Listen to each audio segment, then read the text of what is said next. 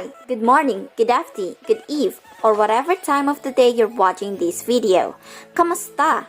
I am Lady and I am your accounting seatmate for today. Before we start, shout out to the ShareAlike family. If you also want a shout out from me on my next video, then hit that like button, comment, and subscribe.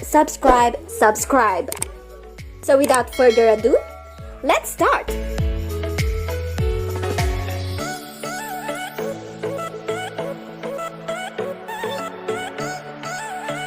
So, from our first video, we have determined when to debit or credit an account and also showed a summary of it. If you have missed that, then please do check it out. Links in the description box below. As promised, for this part 2, we will tackle on how to record business transactions or events. This is known as the journalizing process. I'm gonna be sharing important tips with you. So here's tip number 1. Not all events in the company, for example, should be journalized. Only those that are considered accounting events.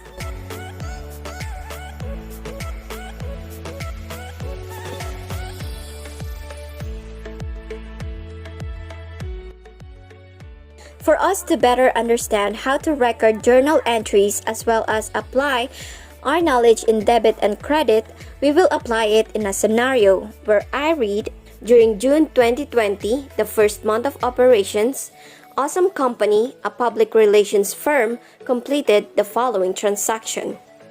Take note, we are making journal entries for the company. Okay, so let's start. On June 1, Lady started her own business by depositing cash of 500,000 in a bank account in the name of Awesome Company.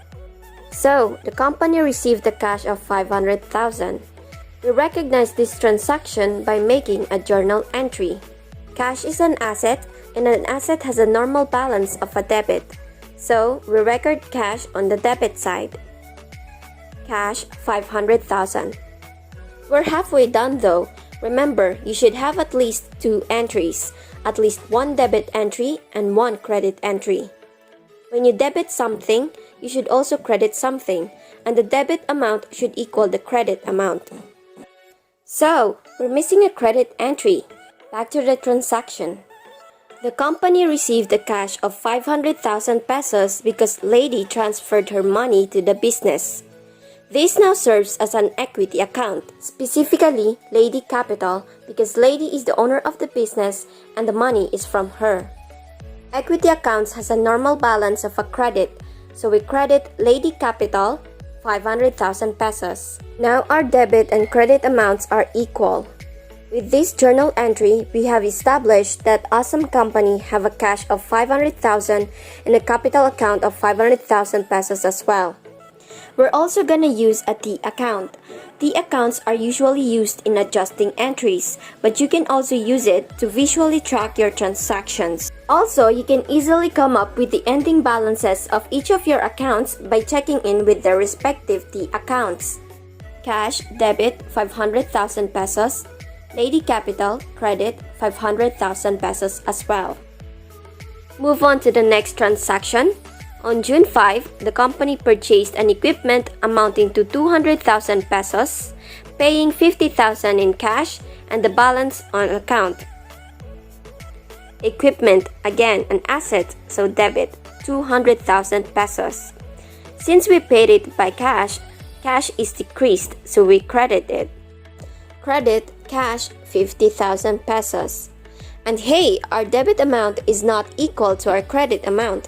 And that's because we still have to recognize that we incurred a liability of 150,000, which is the remaining balance after we paid off the 50,000 cash. So, the 150,000 is a liability, specifically accounts payable. Liability has a credit normal balance, so we record this liability by crediting it. Accounts payable, 150,000 pesos. And now, our debit amount is equal to our credit amount. For this transaction, we credited our cash, right? So, we also put these in the credit side of our T account. This means the company's cash is decreased by 50,000 pesos. We're also gonna put up a T account for our accounts payable, 150,000 pesos. Now the next transaction. On June 15, the company received cash from customer for service rendered, 100,000 pesos. We received cash and that's an asset, so debit cash 100,000 pesos. We received this cash in exchange for our service rendered, so that's our income or revenue. Revenue or income has a normal balance of credit, so we credit service revenue 100,000 pesos. Again, let's reflect this on our T accounts. Cash additional 100,000 debit and another T account service revenue 100,000 credit. On June 25, the company paid June rent for office 10,000 pesos. Since we paid, it means automatically by cash unless stated otherwise, so our cash is decreased. To decrease cash, it means we will credit it, so credit cash 10,000 pesos. What did we pay for? Our rent, which is an expense. Remember the definition of expense? It means an expense is a decrease in the net assets which is not caused by distribution to the contributors. Again, cash is decreased because we paid rent. Rent is not a distribution to contributors. Therefore, rent is an expense. Expense has a normal debit balance. So to recognize we have a rent expense of 10,000 pesos, we debit rent expense 10,000 pesos. And now our debit and credit amounts are balanced. For the last transaction on June 30, the company paid salaries of 120,000 pesos. Again, we paid in cash unless stated otherwise. So we credit cash 120,000 pesos. And what did we pay? Salaries. Salary is also an expense, so we debit salaries expense 120,000 pesos. Now let's reflect this on our T accounts. Our cash is again decreased. Let's put up another T account for salaries expense. So debit 120,000 pesos. So to sum up all the June transactions, I'm gonna show you the T accounts. So first, on June 1, the company received cash of 500,000 pesos. So cash 500,000, Lady Capital 500,000. On June 5, the company purchased an equipment. So equipment 200,000. Cash is decreased by 50,000 and we incurred a liability of 150,000. On June 15, received cash as service revenue. So service revenue, credit 100,000. Cash, debit 100,000. On June 25, paid rent of 10,000 pesos. So rent expense 10,000 pesos. And cash is decreased by 10,000 pesos.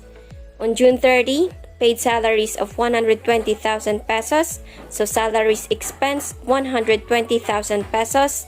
And cash is decreased by this amount, 120,000 pesos. Add all the debit side and subtract it by the credit side, and that would give us a remaining cash balance of 420,000 pesos. The balance of Lady Capital account is 500,000 pesos, equipment 200,000 pesos, accounts payable 150,000 pesos, service revenue 100,000 pesos, rent expense 10,000 pesos, and salaries expense 120,000 pesos. And that's how to use a T account. Now we're finally done with basic journal entries involving asset, liabilities, equity, income or revenue, and expense. And that's pretty much the basics of accounting. If you have questions regarding today's lesson, please leave it in the comments section, and I'll try my hardest to answer them. I hope you can support me. Please hit that like button, share, and subscribe. Thank you so much. This is Lady, and I am your accounting seatmate. Until next time, bye!